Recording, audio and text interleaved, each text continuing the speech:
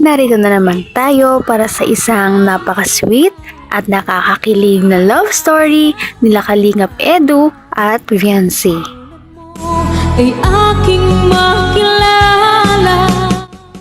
Sa pagpapatuloy ng kanilang love story ay pumunta na naman sila Kalingap Rab at ang Kalingap team sa bahay nila Viancy. Kahit alam nila na napakadelikado ng kanilang lugar ay talagang pumunta pa rin sila at bonus ay kasama ngayon si Dr. Gab. Kahit na napakasama ng panahon ay sinikap pa rin nila na puntahan si Viancy at ang kanyang pamilya upang mabigay ang mga tulong galing sa mga sponsors.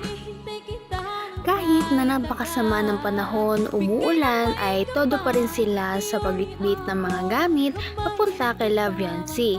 Kasama dito si Kalingap Edu. Kahit na napakalakas ng ulan ay sinikap pa rin nilang dalhin ang mabibigat na kalan at tangke ng gas papunta sa bahay nila Viancy. Ang nais ko laging kapiling. Kinilig naman ng ating mga viewers dahil bihis na bihis si Kalingap Edu papunta kila Ate Viancy para siyang manliligaw sa kanyang attire. At kung ano ako'y tanggap. Pagsalubong naman ng Kalingap team sa bahay nila Viancy ay tumambad sa kanila ang napakasipag at napakaganda na si Viancy na kahit naman napakalakas ng ulan ay todo kayod sa paglalaba. Bawat panaginip ko, ikaw lang ang tinitipo. Kahit na Sabado at dapat nagpapahinga siya, talaga namang todo trabaho siya sa paglalaba dahil para makatulong sa kanyang pamilya. Sabi nga ni Kalingap Rab at ni Kalingap Edu, baka naman magkasakit si Ate Viancy niyan dahil kahit umuulan ay okay lang sa kanya, basta ituloy niya lang ang kanyang paglalaba.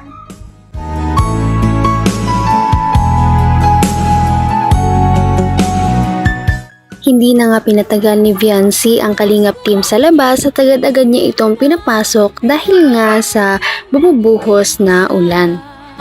Pagandyan Nakikita natin ang simpleng bahay ng pamilya nila Viancy at dito pinaupunan niya ang mga Kalingap team para makapagpahinga naman. Matapos nito, agad-agad silang inalok ni Viancy ng mainit na kape dahil siya daw ay nag-aalala sa Kalingap team dahil napakalamig daw sa labas. Kaya naman na-touch ang Kalingap team sa kabaitan na ipinapakita ni Viancy. tinitipok ng puso ko ito. Lagi rin akong nagdarasal, hinihintay kita. Humanga na naman ang viewers sa taglay na kabaitan ni Viancy na siyang pinagmamalaki talaga ng kanyang pamilya. Kaya naman hindi na nakakapagtaka kung marami talaga ang mga gustong mag-sponsor sa kanya o mga sumusuporta. Talaga namang nakaupo lang si Kalingap Edu ngunit nakangiti siyang nakatingin kay Viancy dahil siguro humahanga siya sa kabaitan nito at sa ugaling pinapakita niya. Talaga namang napakaswerte talaga ng pamilya ni Viancy sa kanya dahil bukod sa mabait na siya, maganda pa.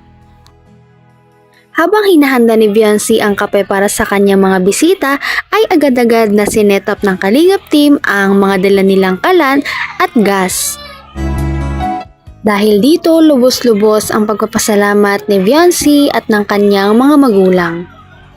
Dahil dito, hindi na rin sila magpapakahirap na magsindi ng uling o mausukan man lang para lang makapagluto.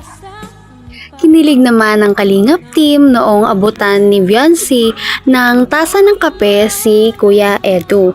Alam naman nila na hindi ito umiinom ng kape, ngunit dahil si Viancy ang nagtimpla, ininom pa rin niya, tinikman niya man lang kahit konti.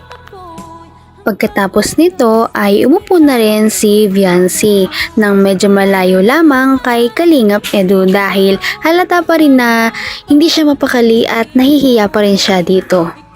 Ang tinitipok ng puso ko ito. Sa kanilang pag-uusap, sabi naman ni Kalingap Edu na gusto niyang bilhan ng washing machine si Viancy dahil napakahirap kayang maglaba ng kamay lamang ang gamit.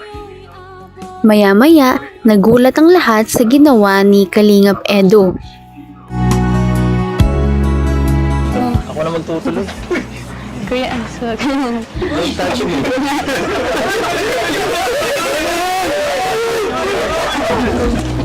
Tama ba ang ginagawa ko? Huwag na po kuya, it's ako po ang ano. Ha? Magano? Dapat nagpapaya ka, may sakit ka ba lang? Hindi po. Ano Ha? kuya, it's... Magano? Kinilig ang lahat, pati ang Kalingap team sa mga nangyari dahil si Kalingap Edu ay biglang tumayo at nilabhan ang mga labahin ni Ate Viancy. Isa na ba itong pahiwatig na parang manliligaw na si Kalingap Edu? Kita naman natin na nagpapanik na naman si Ate Viancy dahil hindi niya alam ang gagawin. Ayaw magpapigil ni Kalingap Edu sa pagtulong sa kanyang paglalaba. Kaya naman dahil dito ay kinilig talaga ang mga viewers. Todong-todo na naman ang pamumula ni Viancy dahil hindi na naman siya mapakali, parang kinikilig na naman siya sa mga biglaang ginagawa ni Kuya Edu. Ang tinitibo. Ako po na yung halaga.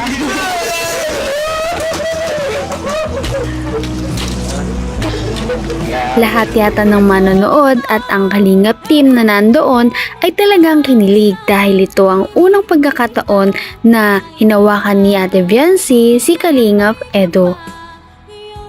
Kahit anong pigil kasi kay Kalingap Edu ay ayaw niya talaga dahil gusto niya talagang tumulong. Ngunit sa huli, sabi naman ni Ate Viancy na ipagpapatuloy niya na lang kapag nawala na ang ulan at doon ay pinagbigyan na siya ni Kalingap Edu. Ang nais ko laging Ano? Napaka-helpful ko talaga, no? Bakit maglalo pa ng ganito? Nag-aalala mo kami, eh. Ay. Tignan mo, nagbabagin na. Paano ka niyan pag nagkasakit ka? Pagkatapos ng kanilang maiksing paglalaba ay nag-usap-usap na silang dalawa. Pinipilit nga siya ni Kuya Edu na magsalita dahil napakatahimik talaga ni Ate Viancy. Maya-maya ay napansin ni Kalingap Edu ang kamay ni Ate Viancy. Wala kayong washing machine dito? Nga po. Wala. Ay, kaya nga naman pala. Manual. Kaya Kamay. mapagod din. Tingin nga ng kamay mo kung ano. Kung magaspang. Ay,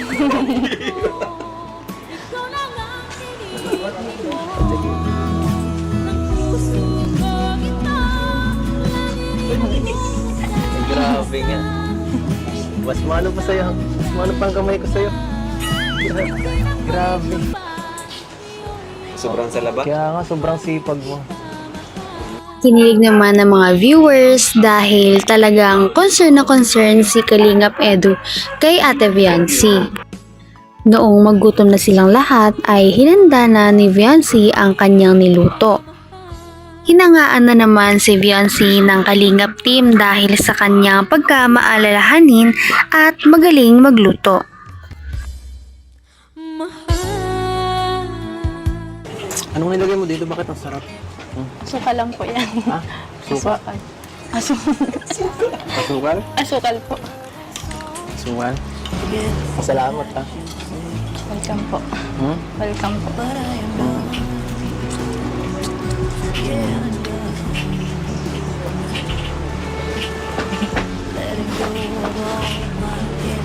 Plus points na naman si Ate Viancy dahil sa kanyang cooking skills.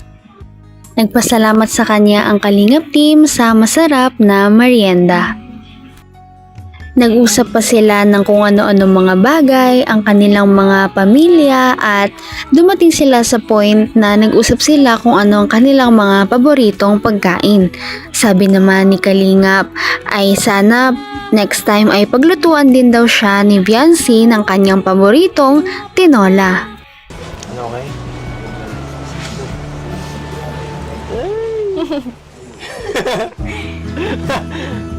Sige, isa lang. na po magka. Ha? Salamat po kay Eds. Hayaan niyo po sa sunod po. Pipilitin ko po maging madaldal. Bago umalis ay nagbigay muna sila ng mga pera na galing sa mga sponsors. Pagkatapos nito ay umalis na rin ang Kalingap team. Sana ay patuloy pa natin silang subaybayan at suportahan. Si Ate Viancy at Kalingap Edu, ganoon na din ang Kalingap team. Yun lamang at maraming salamat sa panonood.